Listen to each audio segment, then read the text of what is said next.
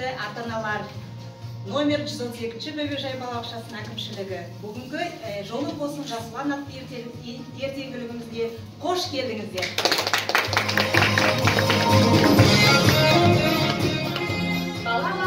Балабақша, шаңырағы шаттықтың, балабақша қуанышы, балғын сәби шаттықтың.